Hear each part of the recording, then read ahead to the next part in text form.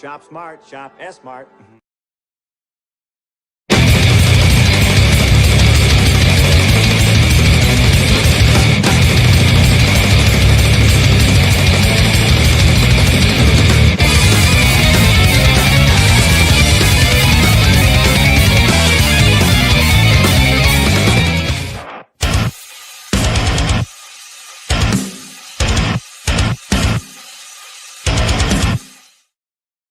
What's up, ladies and gentlemen, and welcome to another episode of New Book Oodles. I'm currently out of town on location, so I don't have my echoey thing, but I still got the voice.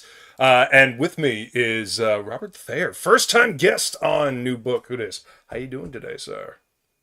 I'm doing very well. Paul Thayer. Paul Thayer. Sorry, man. I apologize. I at least got it right on the the write-up here. Brain sometimes works, sometimes it doesn't. You know, we got to roll with what we got, right? Yeah, 100%, dude. It's all good. Good to meet you, Paul. Thanks for coming to hang out today, man. I know you reached out to me a while ago when you were doing your first campaign for Project Neosis, and I wasn't able to get back to you in time, but here we are. We're going to talk about it today for your second chance campaign. So yeah, man.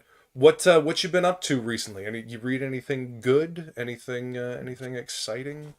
So I pick up comic books quite frequently. I go to the stores a lot. I think comic books are really good right now. I love picking up a lot of Image stuff. Is really good. So I'm really digging Swan.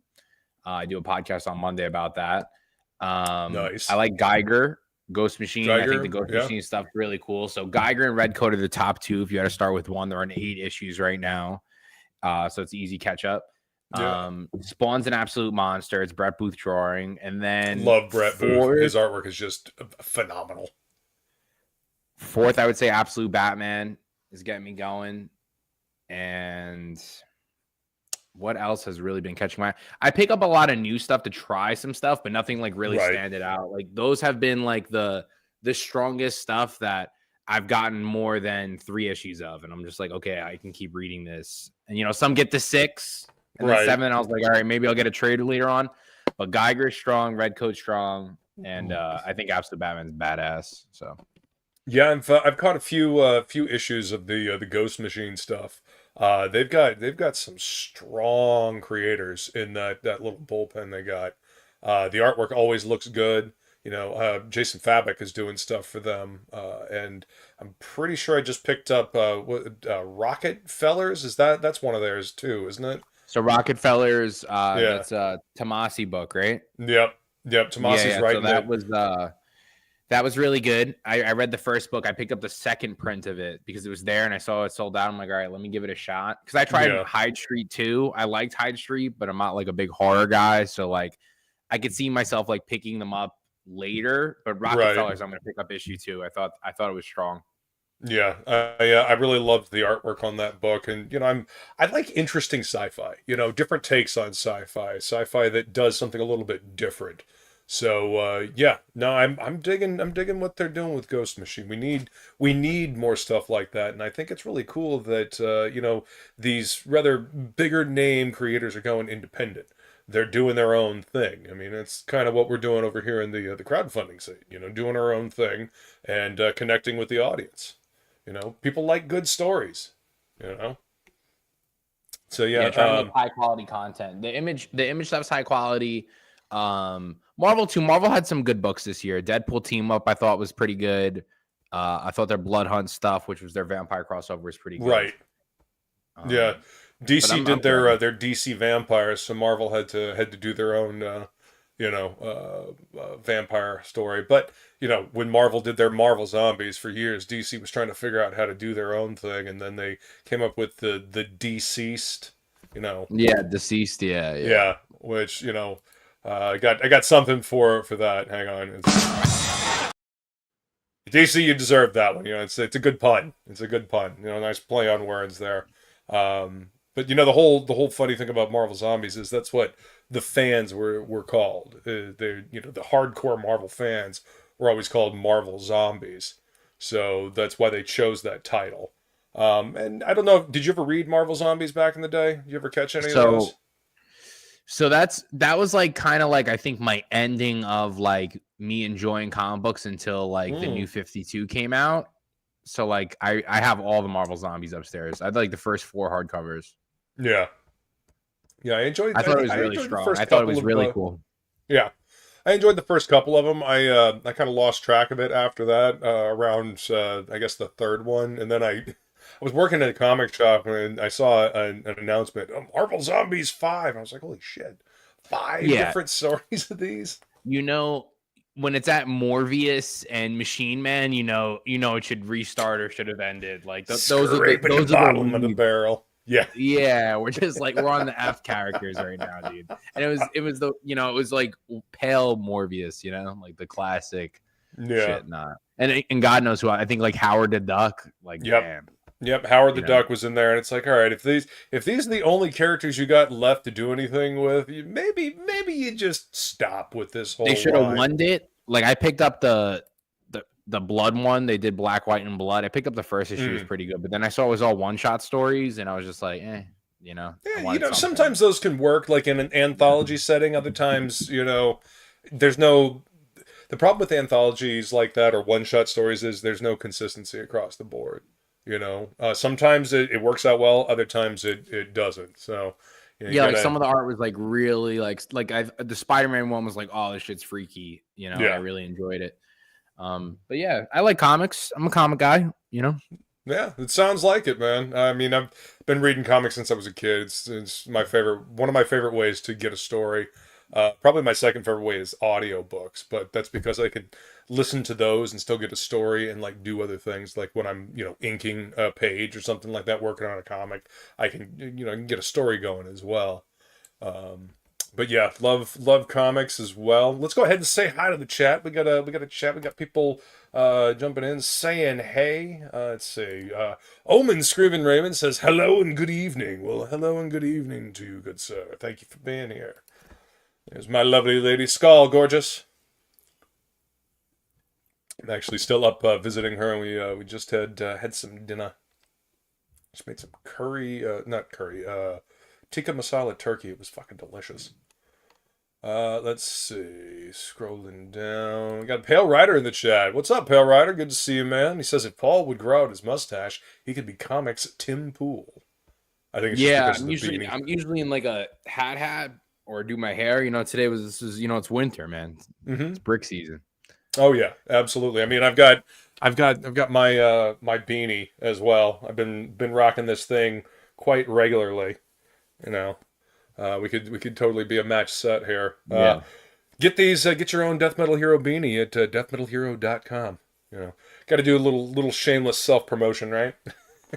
Yeah, but yeah, no, it is totally warm hat season. I live in Florida and I'm up here in South Carolina, and it's not as cold as it could be, but it's been chilly enough. So yeah. Yeah, I'm in like it was like 26 the other day in Jersey. Mm-hmm. So. Oh, burr. We actually got snow down here the other day. Yeah. Not a lot of snow, mind you, but it's the first time I've seen snow like in person, like, actually snowing, land covered with snow. It's the first time I've seen it in like fucking 10 years. Like I haven't seen actual snow in 10 years. Yeah. Just because, I mean, it doesn't snow in Florida. It doesn't never get cold enough. Like the last time we got anything even remotely close to that was in '89. And it was like just everything got a light powdered sugar dusting. And, little buckets of rainwater froze. And that was about it. It was gone by the afternoon. But, it was nice to have a snow day here. Just kind of hanging out, cuddled up on the couch and watching movies and stuff and eating warm, hot food. It was good stuff. But let's see. So we're here to talk about your book, Project Neosis. And you got this on Fund My Comic, which I think is fucking great. Site. Luke Stone's a friend, and I'm super proud of what he's done with that website. So why don't you tell me a little bit about the project and how it came to be, what the inspiration for it was. Yeah, so Project Neosis takes place in the year 2090. So in 2090, a speedster named Crimson Payne rises up and kills off all the superheroes in existence. The government makes a super enhanced team called Project Neosis to fight off the rebellion. It's super action Analysis. packed. Okay. Yeah, analysis. It's super Analysis. action packed. There's no multiverse or do overs. I'm the writer and publisher. I have amazing artists that work for me. This is our 9th book that we've released. We've done 9 Kickstarters, 2 Indiegogos, and now 1 Fund My Comic, all fulfilled. When I do a campaign, they fulfill in 1 to 3 months. This one we're doing 3 months because I'm just not trying to stress myself out. And but I get it out. What's all up, the books animation overload? are 90% done when we launch, and we just did our biggest Kickstarter yet with 4,469, I think, and then backers was the most amount too. So we're on the upward trend, and we always do a second chance campaign on our project analysis books. So we did it on Fund My Comic to try it out. We did $75 the first day, and now we're just trying to grow it. You're guaranteed your books. I already got paid from it because I didn't know that's how it works there. It was like whatever you order, I did that I keep whatever it is. So your orders are going to be shipping out in March with everybody else's from Kickstarter. So nice.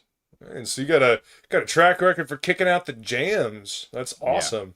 Yeah. All right, let me go ahead and I will bring up the campaign here so everybody can see what we're talking about. Who's doing the artwork for you? Because this is I have a lot of artists on here. But our newest issue, our newest issue is Project Analysis Episode 5. It's our 6th book because we did Project Analysis 0, 1, 2, 3, 4, 5, and so that's our 6th book. We did 2 prequel books, and we did a one shot on one of the villains. So on issue 0, we have Corey Hampshire. He's done Venom, X-Men Supreme. Yeah. That artist you see right there is Kyle Penshock. He does Star Wars board games, G.I. Joe board games. He did 28 pages for us. I had Julian Shaw, who just got picked up for the inks for one of the Spider-Man books. He did origin story for us, and then our main artist was the artwork that was on top. He's done 2, 3, 4, 5. He's done our prequel series. That's Samuel Marquise. So that's the artwork you're gonna see in the majority of the book from now on in our newest issue. Badass. Yeah. So that's our main character, Omega, and that's the project analysis unit with him. And these guys aren't heroes. So like your first volume, we're really just building out what's going on. It's 80% of the books are action, so I show some pages in each book without doing any spoilers. Right on. That's cool, man. I advertised it as designs. Thank you. I advertised it as like 0 to 5 just because it's like, hey, it's the first time we're on that platform. So right, you can either want to give everybody a chance to get all of them. Yeah, you can get a single issue, PDF $5, regular 10, and then if you want the catch up, you pay $50. You get a trade paperback, which is 120 interior pages. We retail it for $50 online all day, and you get it with our 2 newest issues. So yeah, that's Crimson Payne. That's the evil speedster that beats the shit out of everybody. Right. Right on, man. Okay, so you said for $50 you get the trade, which you normally sell for $50 online already, plus the 2 new issues. Correct. So that's the complete catch up tier. That gives you the entire. We have 2 prequel books. It's going to be a 4-issue miniseries. They're both 28 pages. So all my books are like, they really do have a beginning, middle, and end. Of course, we have a cliffhanger, but you get a lot of content in there. And if you read just the 2 Omegas as well, which you can get if you did the everything tier, you get a full story as well. So that's awesome. That's a great way to do it. Give people an opportunity to get the whole thing. That's awesome. So that's and 120 pages for a trade paperback. That's a big chunk of story. That's great. So total, it's 174 pages. So this is episode 0. That's Corey Hampshire, lines and inks, and then colors are Brian Valenza, and of course I wrote it. So it's showcasing one of the classic superheroes because in 2090 the world was split into 3 separate nations, and they were governed alongside this like the Guild of Titans, and that's Odysseus, these classic type heroes, and it shows Crimson Payne rated battle. So that the first issue is all about the supervillain. You get the supervillain, you figure out how the world was made and turn to what it is.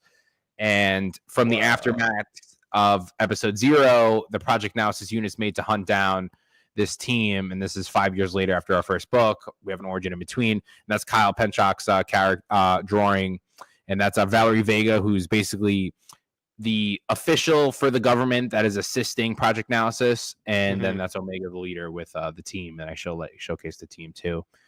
A lot of cool stuff. Awesome. So just straight up superhero action and no takesies backsies.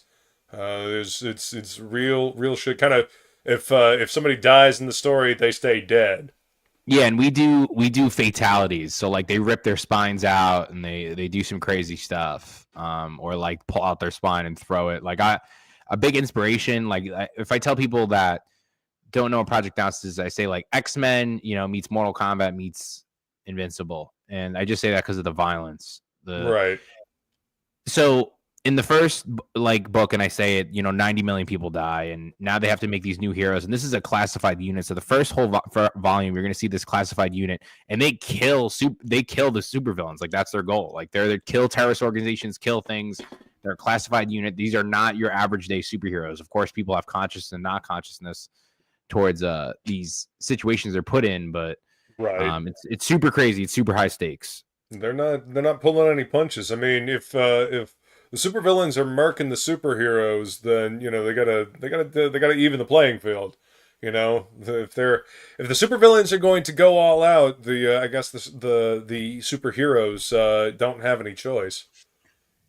And that's Samuel Marquis. He did Project Analysis 2, 3, and 4, and 5, and I just showed some pages from episode 2. It's basically so Crimson Payne has this militia called the Payne Patriots, and those are their armors that they're in, and that's the Project Analysis unit. A couple of them trying to stop some operation that's going on. Awesome. Yeah, this is great pages. Good looking art on all of these so far. Damn. You can't see my cursor. That's brutal. Yeah, and that's light. That's a light one. Right. So like it gets even crazier. So that was one I wanted to show. But there's been some crazy ones. And then episode 4 is so if you're new, of course you can grab episode 5, but 4 and 5 are really like a piece together. They take place in the same day. So all my new volumes, because episode 4 is the start of volume 2, I make it new reader friendly. Like you could pick up this issue at episode 4 with episode 5, and you don't need the other ones if it's out of the range. You can start with episode 4, figure out what's going on from the first 2 pages, and then you're in this world. Okay. So the issues are easily accessible for people to just jump in, pick it up, and roll. The volumes are, I would say. Because the volumes, I try to make it as, like, episode 3, I would say, was mid-season finale, and then 4, 5, 6, 7 is going to be the end of season 1, in a sense, the first 2 volumes. Okay. And we're finishing volume 2 this year. So this is for episode 5. We're going to be launching episode 6 in the next 2 or 3 months. And then we're going to do 7 by the end of the year, which would be the closeout of volume 2. Right on, man. So how did this project start for you? What was the inspiration for? Like, was there a specific comic book that you read that kind of gave you the beginning of this idea? I mean, obviously you like comics and superheroes and stuff, and you've been reading them for a while, but like where did these characters come from? Were they percolating in your head for like 10 years or something? So I thought of an idea, and that is the ending of this book. So if we are working towards the ending of the book, which is technically the beginning, but I thought it would be way too complex to drop you into this crazy thing that I had planned. Because right now, as of episode 5, it's a one world government taking on this militia, and there's things going on. Right. And you get to see some stuff. So we're planning a minimum of 30 issues. The scripts are done. We're finishing our prequel series. Like, we have tons of content we're going for. I thought the original idea I just thought about, it was like this scene. I thought of a couple characters, and I was like, wow, this is the craziest scene, but like it has no value if we don't get there. You know what I mean? So like, that's the moment. That's my ending.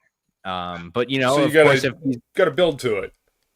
Yeah, and the better the books do, which we're on a positive incline. Like I said, we had our biggest first day launch. We did $1,760 our first day on Kickstarter, and like I said, our most backers and the most money we've raised. So we're on the upward spiral, and I want people to know, they're jumping on something good, and we do really well. Like I'm really big on the convention scene, but the online presence is the thing I really am trying to improve upon, which is why I do the podcast.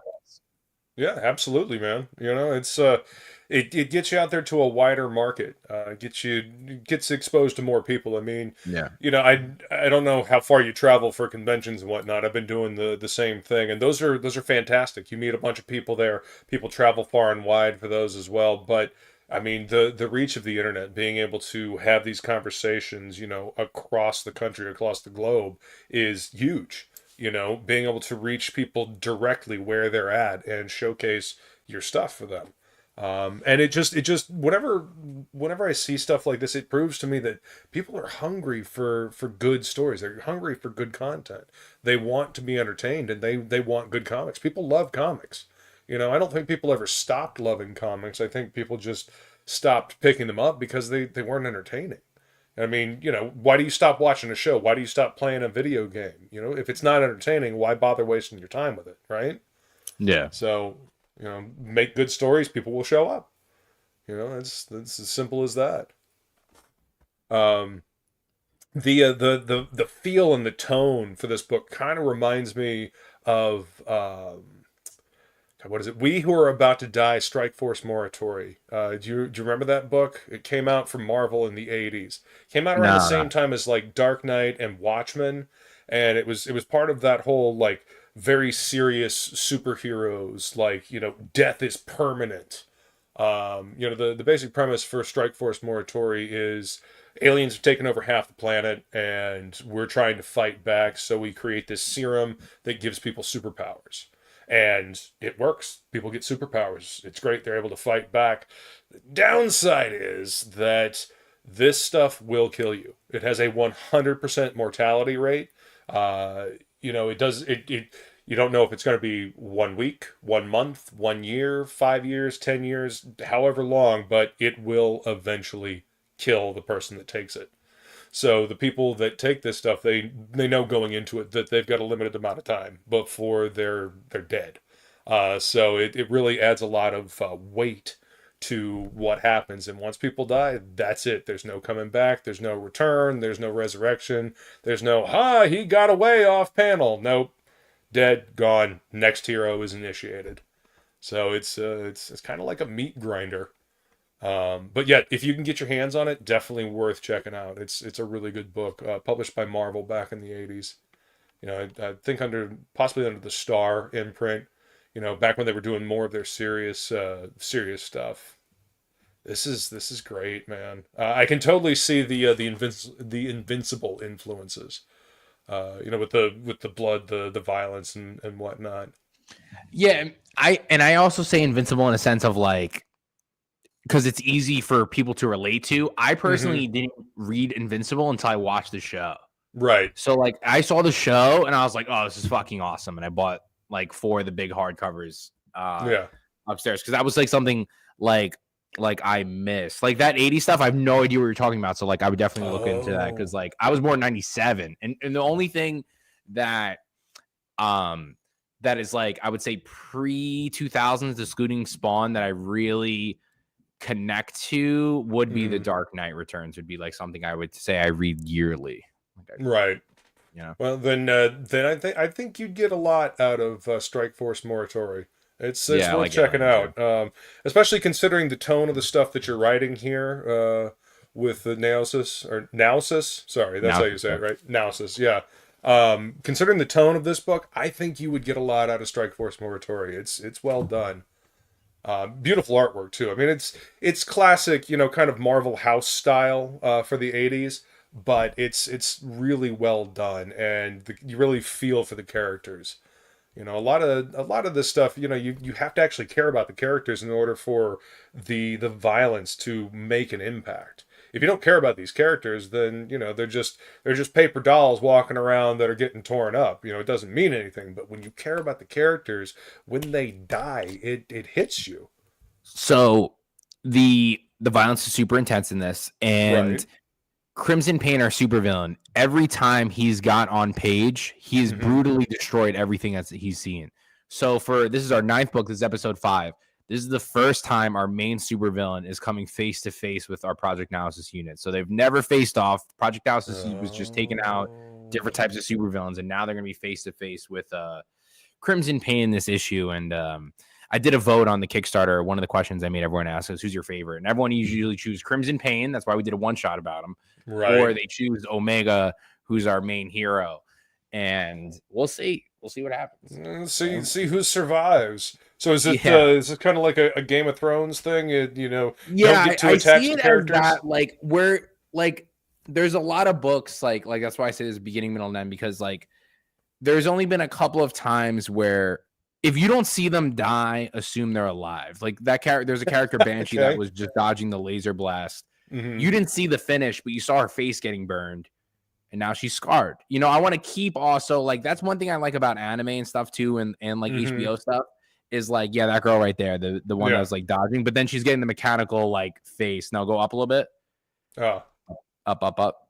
Yeah. This is her before that. Yeah. So her with that face see on the top, with the cybernetic. She was getting pummeled.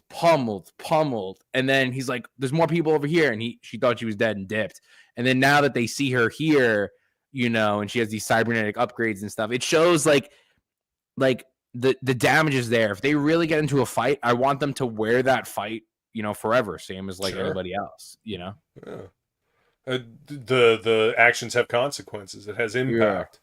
And I like what you said. It has a beginning, a middle, and end. Unfortunately, too often especially in the realm of superheroes, stories they seem to go on forever. The characters just go on forever. To me, stories have the most impact. They have the most weight when they have a beginning, a middle, and an end, because it's a cycle. It's a journey that everybody goes on with these characters. And real journeys have a beginning, middle, and end. They don't just kind of keep resetting and continuing on and on. So I like that. And again, another reason why I think you would enjoy Strike Force Morituri. It has a beginning, a middle, and an end.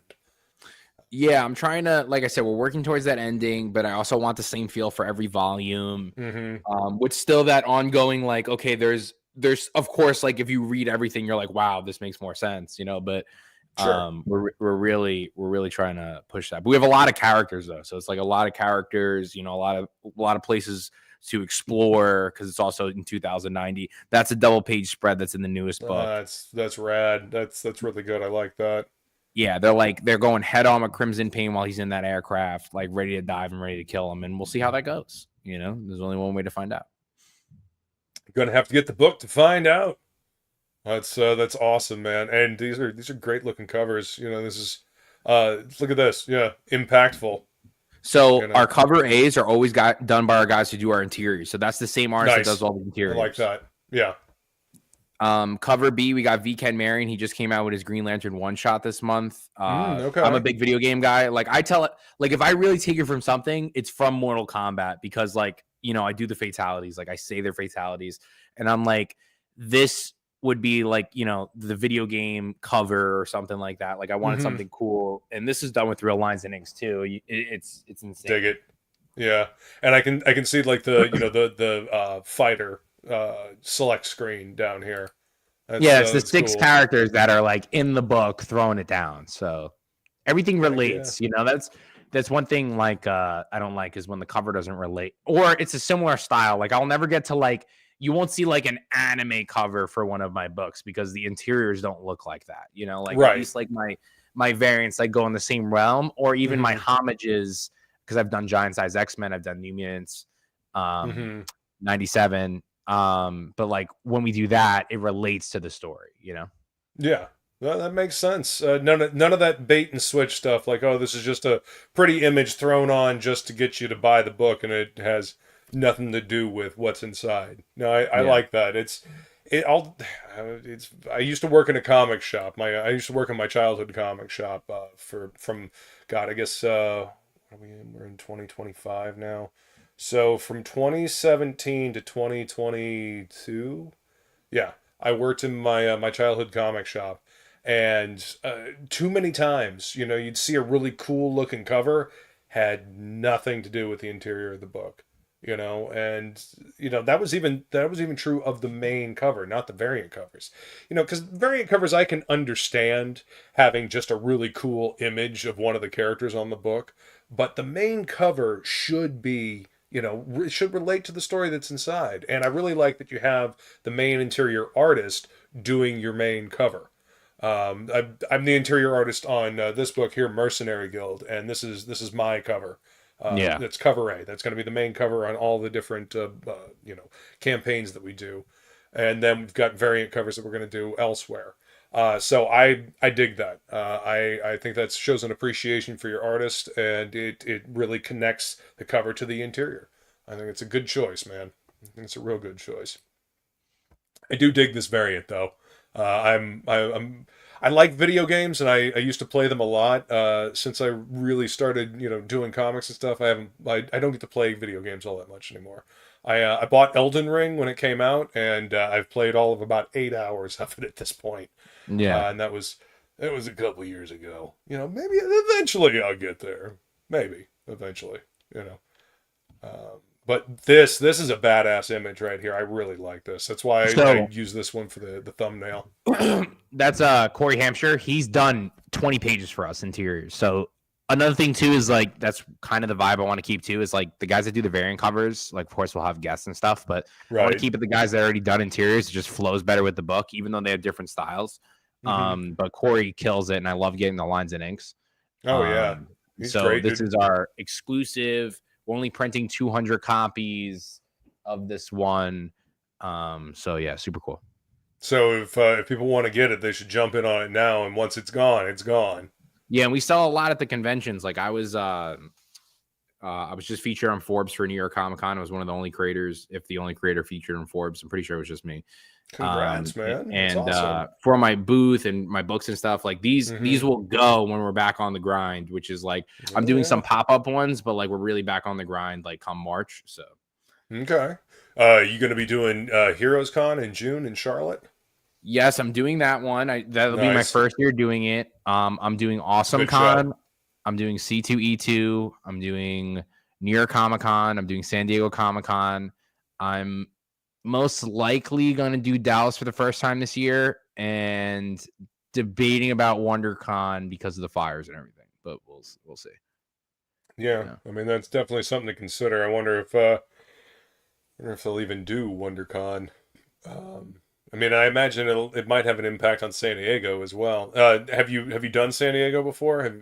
So that was the second convention I've ever done. I've been doing it for 4 years now. So nice. I'm already confirmed. Right. Yeah, I'm already confirmed in that. I'm doing Terrificon too. I already paid for that too. But San Diego, yeah, all confirmed, ready to go. Rock and roll. San Diego is my spot. New York is my spot too. And I really like a lot of the conventions, but I'm trying to do more. That's why I want to check out Dallas and see how that goes. And then I definitely want to start doing some Florida ones too. But once I'm in Dallas, it's kind of like I'm in all the fan expos, which is like MegaCon. So yeah, we'll go. MegaCon is it. It's a toss up sometimes. When like about 10 years ago, it was significantly more comic book centric.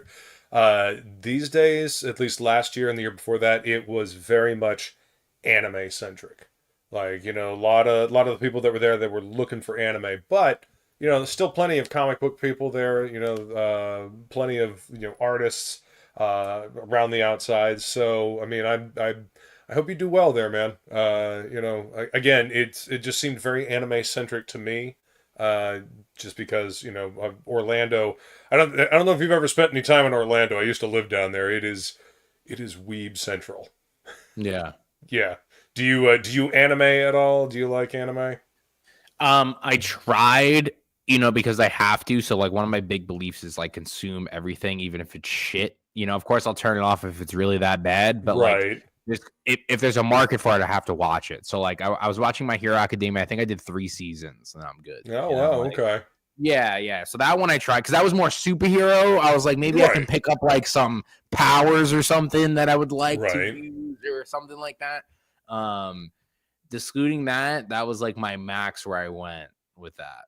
Okay. I need to read manga though because like it sells so much, so. Well, I mean, the reason why it sells is because there's a lot of good stories being told in manga. Yeah. A lot of interesting, out of the box storytelling. I mean, I know you said you don't really do horror, but one of the ones that we couldn't keep in the comic shop when I was working there was Chainsaw Man. Could not keep any volumes of Chainsaw Man in the shop at all. They'd come in and they'd be out, within a couple of days. Yeah. And obviously One Punch Man, that's a really popular one, but there's there is such a breadth of storytelling in manga. There's something, literally something for everybody, and I feel like there should be, something for everybody in comics as well. There's superheroes, there's, horror, there's slice of life stuff. I don't know, I feel like the slice of life stuff works better for manga. Uh, the slice of life stuff doesn't really sell all that well over here, just because we're kind of geared towards superheroes. When people think of comic books, they think of, capes and tights and stuff like that, superhero type Yeah. stuff. Um, yeah, I have been trying to get back into manga. I mean, I used to watch anime back in the day. Back in the mid to late '90s and early 2000s. Early 2000s kind of where I stopped. I stopped with Cowboy Bebop and like Trigun. That was about like when I stopped paying attention to it, and it's just become this huge, massive thing ever since then. I mean, I remember when we used to have to, try to get VHS tapes of some of the popular anime just to check them out, like Ninja Scroll and shit like that. And people would get super excited about fan subbed, Mobile Suit Gundam and stuff like that. So yeah, it's crazy to see how much it's changed, but there's a lot of good storytelling going on, a lot of character driven narratives that I feel like we can learn from. Storytelling is a ubiquitous thing across all genres. You know, competent, good storytelling with compelling characters. That seems to be, something that is universal. People like being entertained with good stories of compelling characters, whether it's superheroes, horror, slice of life, what have you. So yeah, good stories. That's what it all boils down to. So, who did your character designs, man? Did you come up with the character designs, or did your artists do this? Because I'm I went looking at into this a lot dude of right this here, stuff. and he's just badass looking. So I went into a lot of this stuff with a lot of the designs done. So one of my things, like I Okay. did I got majority of the concept art done before we did the first issue. Mm-hmm. And then we do certain things like it's different every time, but I'll do like a rough sketch. I'll find textures, images of things, and then we just clash it all up. And of course, I can't draw for shit, so that's why I got the artist. But Corey really nailed. He really designed that helmet for Omega. Like I had a different vision. I wanted to do something like more nighty, more big. And he's like, "Hey, this is cool, but let's just cut it here." And I was like, "Yeah, Right. you know what? Actually, you're right." And on the newer stuff, since Samuel Marquise is doing the interiors, he's doing more of the concept art now. So it's usually who's like doing the interiors. If I didn't have it prior, I'd be like, hey, this, and this. And then they'd be like, okay, it's this. And then we'll go 4 or 5 different revisions, and then we choose something. Yeah. That's and I'm awesome, okay man. With like change. Like Sammy Marquis, my newest artist who's done 2, 3, 4, and 5 now. He's like, hey, can we do this with the gun? Can we do this with the armor? Like he wants to design certain stuff. As long as it looks cool, I'm okay with it. Right. So I'm down for the artistic vision. But I did a lot of the concept art with Johnny Morrow. He does like the Disney villainous stuff. And okay. Yeah, the name sounds familiar. Yeah. Yeah. I did like Crimson Payne and a couple other characters with him. I did some with Kyle. Like I really have a good collaboration with my artists. It sounds like it when we do it. That's great. Because I love it. Like I want it to be fucking cool. Right. Like it needs to be cool. But usually, we have a lot of fun. Comics is a visual medium, man. You want it to be visually striking. You want that artwork to reach out and snatch them eyeballs from across the room, or the convention floor, or somebody scrolling through, Fund My Comic, and they see this motherfucker staring out at them. They're like, well, shit, I gotta check that out. I gotta find out what this is about. That's one of the beautiful things about comics is it's a visual medium. I understand that, books and movies, they have covers and they have movie posters that are supposed to catch your eye, but I don't know, there's something, to me at least, there's something unique about comics in their ability to, have striking poses, have striking characters, colors that pop, vibrant movement. I mean, I remember the Image days, and visually striking covers. visually striking artwork that would make you just kind of pore over a page for a while and look at what's going on. And, that would pull you in, and then the story would be there to make you stay. And it seems like you're getting it here, man. I really like what Corey's done with this. This is cool shit, man. Yeah. So he did that whole episode 0 with Crimson Payne kicking ass, and I knew we were gonna collab on more stuff. So he's usually mostly every issue he's done a cover for me. So that's great, man. And I like hearing that you've got a good rapport with your creative team, with your artists. I found the more a creative team works together, the more they kind of create a shorthand for visuals and collaboration, and it just gets better. It's like making a super at chili. The more the elements work together, the better they blend, the better they meld. That's cool. Hold on. Let me. This back cover. I'll give you an example why I'm saying this. So I had a guy, Evan G. Yurkachev, from Russia. He does all my back covers. I have a different one for this one too. For Omega 29 is a different one. Nice. Okay. And you can undo it. And he did the whole one shot for Crimson Payne for me. So he always did. He did like an index or a back cover. And then we were just shooting shit back and forth one day. And he's like, okay, I'm going to do this. We'll do this. And then we're like, cool. I'm happy. That's awesome. He wanted to do something like for that one. He was like, let's do a Crimson Payne book. And I'm like, let's do it. That's fucking great, man. And that's how stuff happens. You start talking and somebody comes up, sparks an idea, and then it's like, oh, what about this? What about that? I mean, that's the beauty of collaboration. And comics are a very unique amalgam of like writer and artist and even colorist and letterer and all of that. It's all got to mesh together and work beautifully in order to create something truly badass. And when all elements are firing on all cylinders, it's a beautiful thing.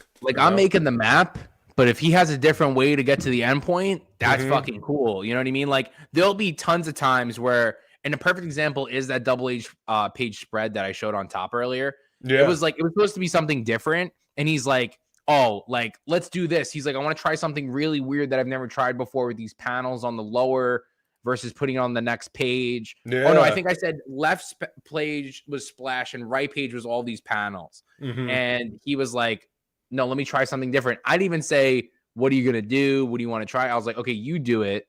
And I can, write differently, make it look different, because that's easier than to get that image he sees out of his mind that he wants to draw. And that's going to come out way better than what my words say, you know what I mean? And then I can change the words to match this beautiful artwork to amplify it, as long as it gets to the same point. Like I needed them to get on the aircraft, they needed to get on the aircraft. Figure it out. And I mean, that's why you hire a professional, because they know what they're doing. I mean, you gotta trust the artist that you hire, that they know what they're doing. Then you just let them roll. You let them cook. Let them cook. Yeah, and we go back and forth sometimes, but the more we're really enjoying it. And Samuel too, he's like, he didn't want to tell me his favorite character until recently, because he's like, you're gonna kill him, dude. The next book. Like if I tell him you're my favorite, I'm like, nah, dude. I was like, I'll tell you when he dies if you want. He's like, no, I don't want to know. He actually reads like page by page, and then we'll read halfway through and then do the first 10 pages, then read the rest, because he doesn't want to spoil it for himself, which is fun, Yeah. Well, that's a good sign. That's a good sign that your artist is enjoying reading through the material while he's working on it. And doesn't want to spoil it for himself until he's got to, get to that part of the story. So I mean, that's a good sign, man.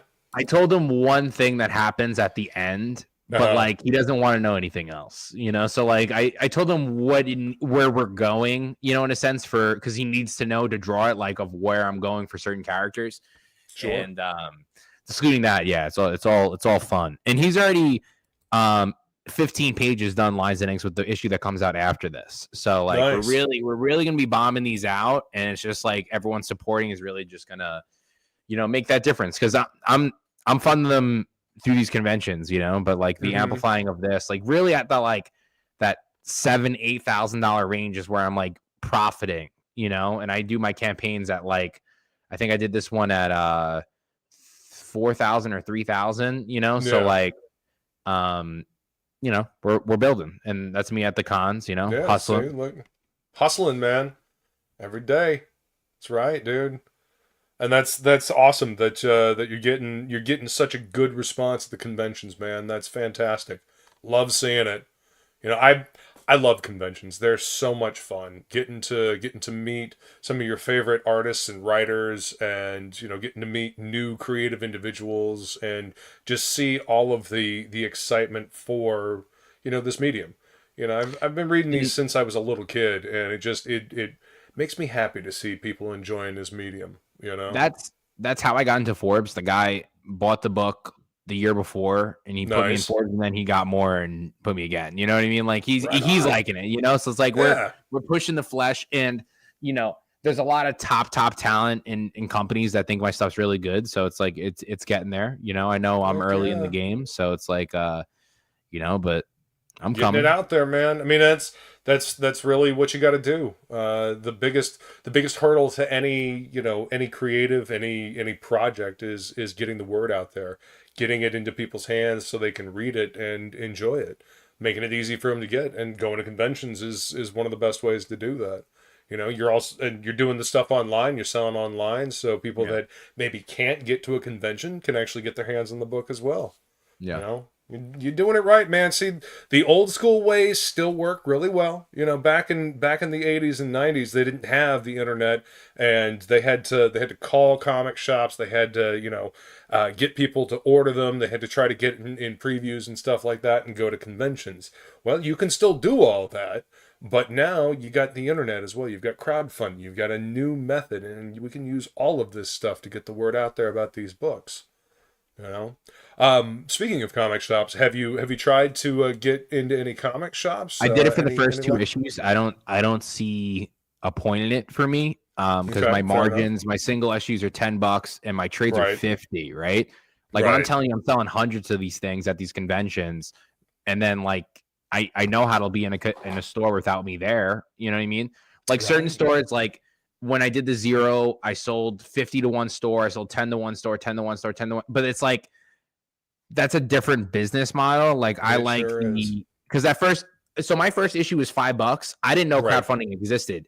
The first convention I went to, they're like, "Oh, did you Kickstarter this?" I was like, "What the fuck's a Kickstarter? Where they made the Peloton?" You know what I mean? Like, what are you telling me to go put on the fucking Peloton website? You know? So like, didn't do that, and then I saw it and I was like, "Oh my god, this is so cool!" You know? So like building it up that way. That was my original approach, but I like the $10 safe price. Conventions and crowdfunding works the same. Everyone's happy, and I have that more of that premium product. And then, you know, I'm changing the model of, hey, you're not getting your book in a year, you're getting it in 3 months or less. That's the way to do it, man. You know? Pumping out more content, and I feel like there's not a lot of ongoing series that are on Kickstarter that are on things that are on 9 issues. There's only a couple. And I feel like we just keep pushing and pushing and pushing. There's no way that this doesn't break through on how we see it in the flesh versus online. And once we do that, I can be bombing out more books. I have 4 books in production right now, excluding the project analysis stuff. And I'm working on some other things for some other companies, but this is the one. You know, I know people will enjoy it if they love superhero, if you love sci-fi, love kick-ass. This is kick-ass. Right on, man. So are the single issues 0 through 5? I mean, obviously 4 and 5 are available in single issue form. Are the single issues for 0 through 3 available for people, or are they all gone? 0's done for now. I don't know if I'm going to reprint it. We sold a decent amount of those. And then 1, 2, and 3 you can still get on my website. Okay. Projectanalysis.com. But I personally like the trades better. It's just like, hey, I got these things. I got thousands of them. You know what I mean? And it's just like, buy these, you know? And then I want to just work up the trades, and just have the newest issues on deck. For the big conventions like New York, at least, I'll have the single issues and stuff. But on the website, there's still 1, 2, and 3 on there. But 0 you have to get inside the trade. Right. The only reason why I ask is because, there's also the collector's market to think about. People like the floppies. Going to the comic shop, getting the floppies, or going to conventions and getting the single issues. There's something about, having the floppy issue and putting it in a bag and board, and then, putting it in your comic box. The trades Mm-hmm. sell more, and I'm sure they do. Yeah, they just sell more. There was a while like I had the 0 to 3 always on the table before I printed the trade, and it was like some people were just like, "No, I want the trade. I want the fucking trade. I don't even want one. I want the trade." And then with Omega 2090, we have 2 single issues out, so you do get floppies of that. Yeah. And I also have a one shot. We have a floppy of that. I'm doing another one shot. We'll still have single issues and stuff. But just as a businessman standpoint, as of right now, like once they're done, I'm only doing like a couple hundred at a time, which would be like, okay, maybe we did it before already. We did it for WonderCon last year. We did 100 copies of Crimson Payne versus Steamboat Willie on the front cover. And, that sold this $20 all day. We sold out of those. Yeah. But like this one too would be our exclusive. Yeah, that plays into the collector's market. The smaller print runs make those, collector's items, and people look for those later, and smaller print runs always end up being the ones that are worth more down the line, as far as the collector's market goes. So, yeah, no, it's a good idea. And the trades do sell better just because people like a solid chunk of story to read, Because with indies, you're not sure if you're going to get the next issue, period. I've seen it at conventions. I see it all the time from being at conventions. They're like, where's Sonny? And Sonny hasn't been there for 4 years, Right. I feel like being consistent and doing stuff, you're already beating 90% of the people in comics, just being consistent. Yeah. Absolutely, man. And then the top 10% are the nut jobs that are murdering. But you just, I'm on the grind. Yeah, you just doing that thing, man. What's up, some person? Good to see you. Thank you for coming to hang out. So how many issues total is this story? You say it's got a beginning, a middle, and end. Like, how many issues do you see this entire story being? Okay, to the point where I can clip it or not would be 30. 30 issues. Okay. Yeah. So 30 to 35. Technically there's 35 scripts, but I can chop them down to 30 if needed. But I need 30. That's like the best way to put it. Like, there's just a lot that goes down. Like right now, issue 0, we start. There's 3 standing nations. Issue 1, there's 1 nation with a secret organization to take out the militia. And then, we're turning into something else already. We're getting to all out war soon. So it's definitely growing. Like, if my first issue I killed 90 million people, we always got to go crazier. Yeah, you got to up the ante. Yeah, for sure. Yeah. With the build. So we're building to something, and the build is this episode 5. Our main supervillain fights our main super team, and there's gonna be a winner. So what happens. See who actually walks away from this fight. Yeah, what happens shapes the end of this volume, and we'll figure it out from there. But it's definitely, and another thing too, like I'll give an example. There's a character in episode 1 that gets, like, he's fighting a telekinetic and he gets crushed in his armor. He has the armor and he gets crushed in his armor. That guy's been out for 4 books. Certain guys, if they're injured, I want to keep them out for a little bit, but they're actually injured. They're not dead. Like, that's another thing too. Like, I make sure, there's escape sometimes, but sometimes there's not. And a lot of people have favorite characters that died already, and that's the fun of it. That's the point. Find a new character to like, and of course, if there's a lot of build for a character, that's why we'll do a one shot. Otherwise, we're keeping the story moving. Right. Well, I mean, that's gotta roll with the story, man. And, sometimes characters don't make it all the way through the story. Yeah. The they need to have their beginning, middle, and end. I feel like once they have a character they change from what they were originally written, that's when they die. Okay. So they go through that metamorphosis, and if they're not the same character anymore. Yeah, like, when they make that change, it goes one or two ways, and here it usually works with death. So we'll see. Okay. So So are we talking about like a character has a character arc and then they die, or Yeah, like when their story's over, they're dead. You okay, know, some guys are just their whole purpose is to get their ass kicked. You know, for right? some of They're these things in they're the just story. cannon fodder. Sure. Yeah, yeah, like cool fight scene. Like when you go into a video game, like you were saying, you the game you were playing before. There's cool boss battles, and you just remember it as wow, that was the coolest boss battle we had. And there's Yeah. boss battles in here. You know, Okay. I dig no it. budget, a lot of fun. Yeah. Yeah. I mean, that's one of the beautiful things about comics. As long as you got a competent artist that can kick out the jams, man. You know, Yeah. you ain't got to worry about you know, the budget. You know. So yeah. This book looks fucking cool, man. I'm excited for you, and the fact that you're on issue 5 now, that's fucking fantastic. Like you said, there's not a lot of indie books that make it to this many.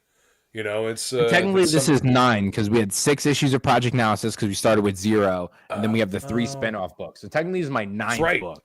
That reminds me, I wanted to ask about the one shots. Are you going to collect all the one shots into a trade as well? So the prequel series is going to be a 4-issue miniseries. The reason why we haven't finished it is because one, it was doing like 2,500, and Project Analysis was doing more. And I like Samuel's art so much, he started with me on there. I was like, do the main book, and we're going to finish it. We're probably doing it this year or next year. Okay. And then that would be its own trade of its own because it has the beginning, middle, and end. It's the origin story of our main character. And then the one shots, we have the Crimson Payne one shot this year, already done. It's already done in my folder. There's a 28-page one shot from a different art team on 2 of the new characters that debut in volume 2. And then I would do one more one shot, and then I would do its own anthology book just off that. So like I'll figure out later down the line, we need one more one shot, put them in 80 pages. $20, whatever. Yeah. So each one of your trades has usually what, about 3 issues in it? Is that what I'm? So volume 1, episode 0 is 20 pages. Episode 1, 40 pages, and the next 2 are 24 each. And then we added some covers.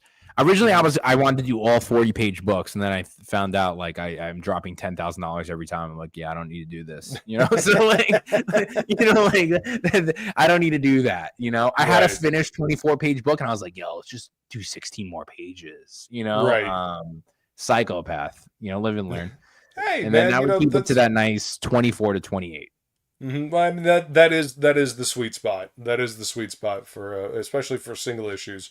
You know, it's a good solid chunk of story, and it's not you know, it's not going to break the bank when you go to print it.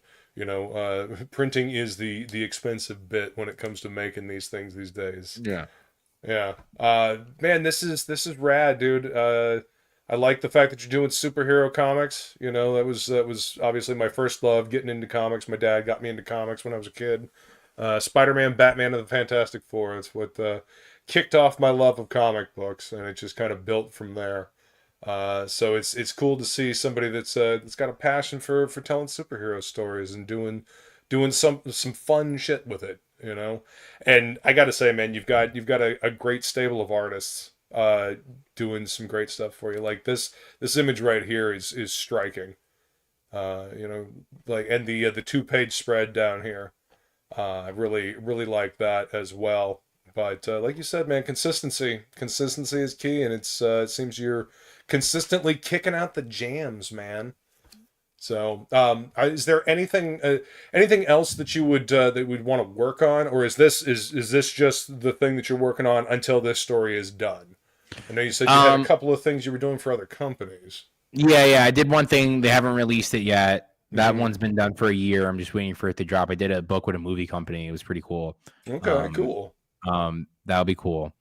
But the other thing I'm working on with my publishing company is that's separate from Project Analysis. It's called Lethal Leopard. I'm teaming up with Real One, who used to go by the name Enzo Amore on WWE, and we're making our own book with Igor Texeria on the Lethal Leopard, which is this character Brett Lyons, which is Eric Real One.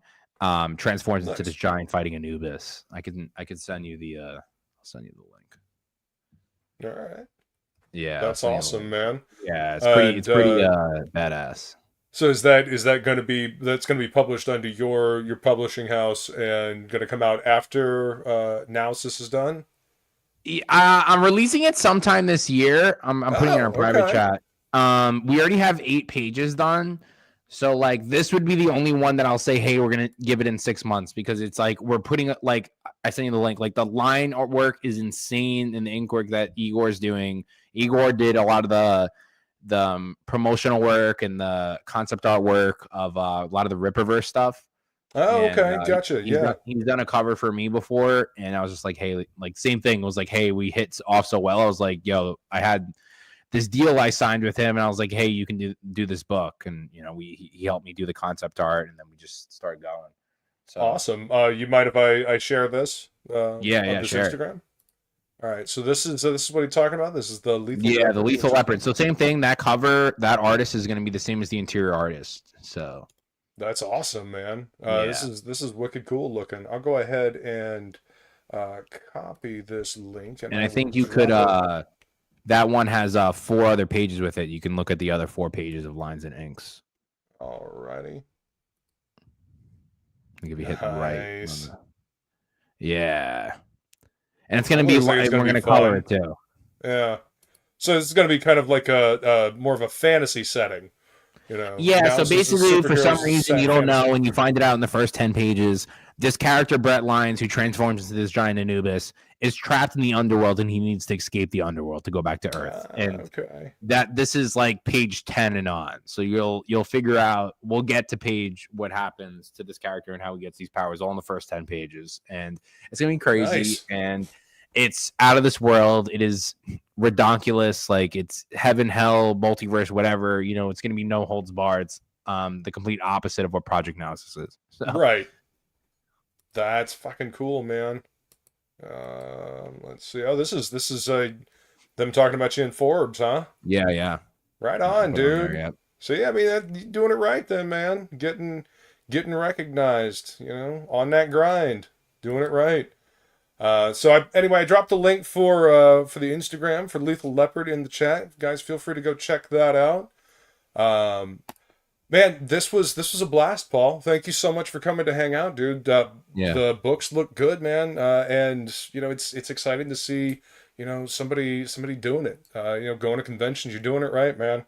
I'd love to see it. I love this medium. I love indie comics, and it's exciting. Hopefully, get to see it at Heroes Con. I should be there with Shadowmere Comics. We'll be pushing Mercenary Guild this coming year. So yeah, man.